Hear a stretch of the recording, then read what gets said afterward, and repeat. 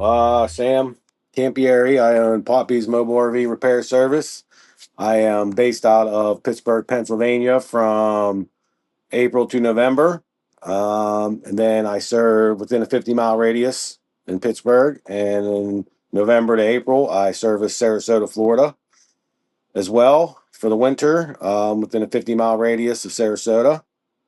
So if you're in those states on those months, give us a shout and we'll try to help you out with whatever your issue is. You can find us on Facebook, Poppy's Mobile RV Repair Service on Facebook. I try to post all my jobs so you can see a little bit of what we do. And that's it. Thank you. I've had a lot of memorable calls, but the most one that was memorable for me was this past Thanksgiving. Me and my wife are here in Florida working for the winter. It was Thanksgiving morning. I got a call from a warranty company that a couple was camping in Shire State Park in Venice, and they had no 12-volt power. They were losing all their power. I asked if I could come take a look at it, so I got dressed. I said, give me half hour. I went out, and on the way there, I'm thinking, geez, okay, I know more likely it's a converter issue. What kind of converter do they have? Do I have the converter on this van? I have several, but do I have the right one? Because it seems like you never have the right part. So I said a little prayer to God on my way there, and hopefully that I had the right converter, and I can get them up and going, and they can enjoy their Thanksgiving without any hiccups. So I get there, and as soon as I pull open the distribution box panel, I see the converter, go out to my van, and God answered my prayers, and I had the right converter on them, and within half an hour they were up and running, and they thanked me up and down and said that I saved their Thanksgiving, and asked them to give me a good review, and they did. And yeah, it was pretty awesome to help somebody out on Thanksgiving Day. So it makes you feel good that you're doing your part. Why I choose a mobile tech?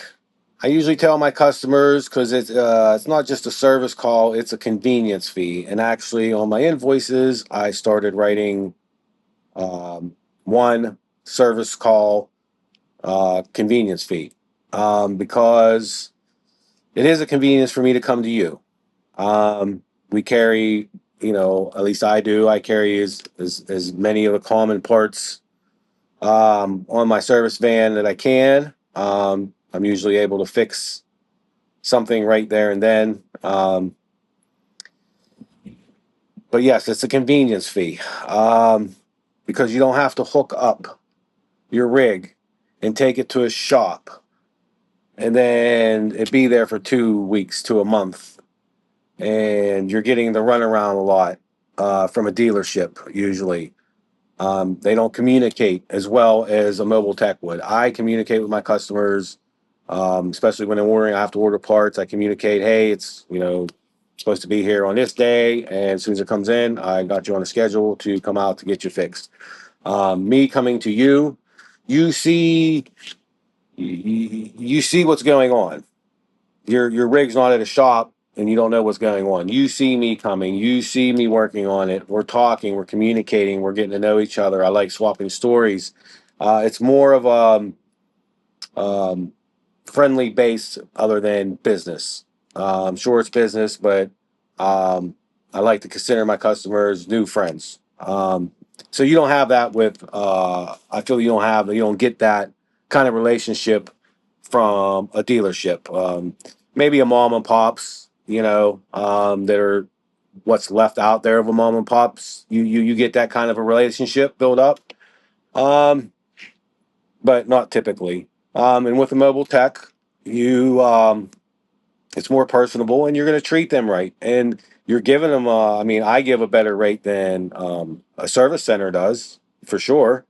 Um, because you want repeated customers. Like I want that customer to call me back for every little thing that they have wrong. And I'm sure I can't fix everything. I don't claim to know to fix it, be able to um, work on everything and fix everything. There's some things that I choose not to because it's not my forte. I don't have enough experience with it or enough knowledge on it.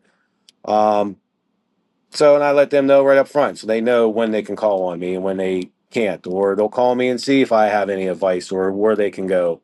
Um, so a mobile tech, I think, is more personable than a service center. Um, yes, everybody should call mobile tech first, even for warranty work. I do warranty work, manufacturer, extended warranty works. So we do the same thing as a dealership, and you're getting a better price. You're not getting gouged like you are at a service center. So yes, call mobile tech, call Poppies.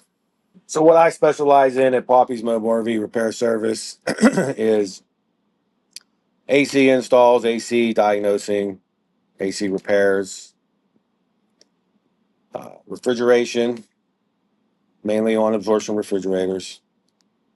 Have swapped out absorptions with 12 volts refrigerators, slide toppers, installs, fabric replacements, awning installs, awning fabric replacements, roof repairs, minor roof repairs, lap sealant, any little holes,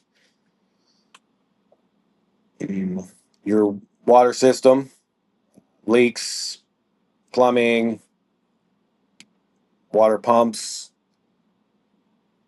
gate valves, black tank gate valves, gray water tank valves, any kind of drainage plumbing, furnaces, hot water heaters,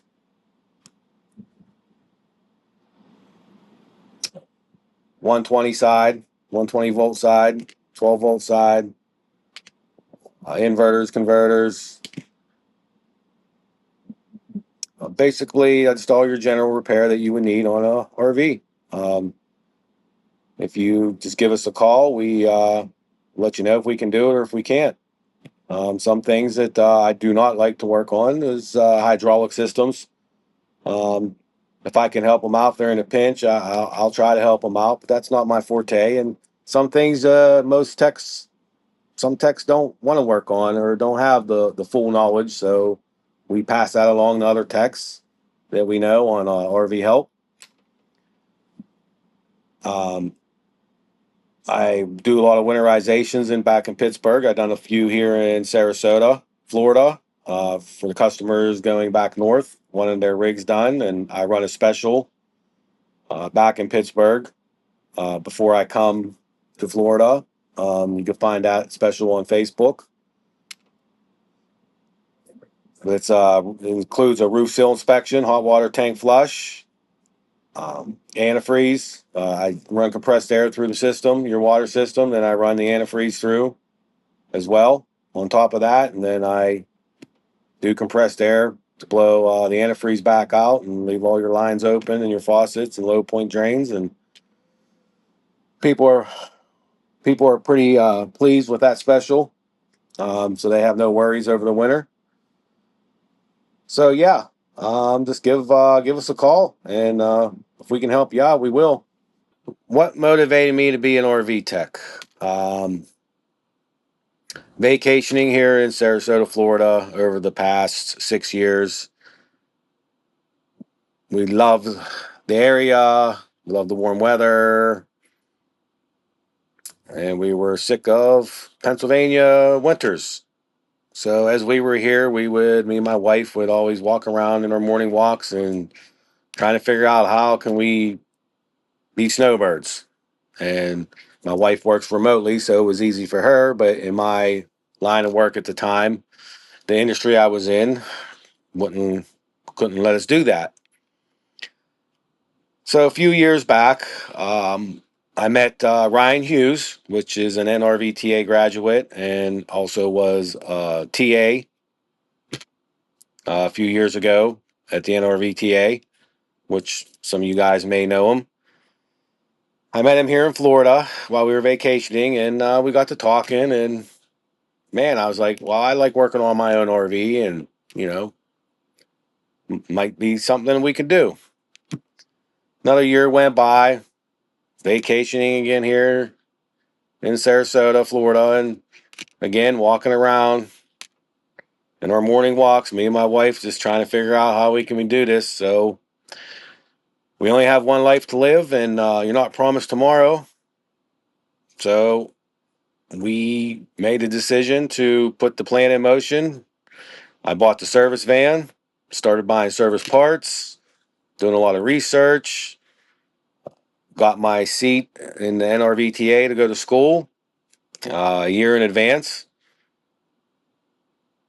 and I had my van wrapped. I bought shirts, got my EIN number, did a few jobs on the side, for friends and family members that have RVs, and trying to get some knowledge, more knowledge, doing some research. And then the time came and I quit my job after 35 years, went to school to the NRVTA, got my certification. I learned a lot. And on my way home, I went straight to work. And that was this past 2025 was whenever I went to school. And I knew a lot going in. There's a lot that I did not know. And the, the teachers were great at the NRVTA, taught me a lot. But I learn every day. Out on a job, out in the field, I learn every day. And I love learning new things. But yeah, that's kind of what motivated me, just to be here in the winters, or be here in Sarasota for the winters, and not back in PA. And then we have our grandkids back in PA, so we'll go back there in April. Um, so yeah, it's working out, and here we are, living the dream, I guess, as you could say. Again, you only have one life to live, so you might as well live it doing what you enjoy. So what was the most hardest call, challenging call I had? I can't say that there really was any. I had any calls that were challenging. Again, I take calls, accept jobs only that if I know that I can fix them. And if I'm unsure, I'm straight up with the customer. And if they still want me to come out, and so the expectations is not high. Um, but I think one of the hardest jobs that I find myself doing by myself is on motor coaches, these high ends with the batteries. I just did one the other day, and there's 4 batteries at 19 inches wide, 11 inches deep, and they weigh almost as much as me. Um, and there was 4 of them back in there, and the drawer, the bay didn't come out. And so there's 2 on each side, and they're tucked back in there and down low to the ground, and you're trying to get those suckers out and back in is very, very challenging. Took longer than I thought to get them back in there, seated back in there, because they seat down in the compartment a little bit, a few inches, and you kind of have to get them placed directly on top of their hole that they go in, and it's challenging when you can't get in there, get the leverage that you need. But I got it done. A little bit of wiggle and some pry bars and some finesse. I get them in there, but the batteries I think are the most challenging by yourself. If the customer is able to help, at times they can, but there's not room for 2 guys in that little compartment, so it's pretty much a one-man show. Anyway, doing that. Yeah, again, I only kind of accept jobs that I know that I could more than likely fix or figure out. I don't like setting myself up for failure, so I try not to. But yeah, the battery jobs are probably the most strenuous calls that I get. So yeah, that's it. So the most common calls in my area, my main area is in Pittsburgh, Pennsylvania. So it would be hot water heaters, furnaces, and plumbing repairs are my most common. And how I set my business up for those is my Facebook page. I take pictures of pretty much all my jobs, and I put my pictures on my website so people can see exactly what I'm doing. And like, hey, I mean, I've gotten a lot of jobs off of slide toppers. Posted my first one that I did, and phone calls start coming in. Hey, I seen on your Facebook page, seen on your website, slide topper. I want one of those. Can you give me a quote? Sure. But mostly furnaces, hot water heaters, and plumbing repairs are my most common in my area. In Florida, it's going to be a lot of ACs and a lot of ACs and a lot of plumbing and water heaters. I did a few water heaters already installs because they were cracked coming up from north and weren't winterized right. So a lot of plumbing and water heaters is the calls I get. So that's how I set it up. Set my business up is for Facebook and my website. Pictures, pictures, pictures, pictures, documentation. People like to see pictures. Hi, Sam Campieri. I own Poppy's Mobile RV Repair Service, Pittsburgh, Pennsylvania, and Sarasota, Florida areas. You can contact me at 724-234-5844. My email is Poppy's Mobile RV Repair at gmail.com. You can find us on Facebook. Website, www.poppysmobilervrepair.com. And again, Pittsburgh, Pennsylvania from April to November. Sarasota, Florida, November to April.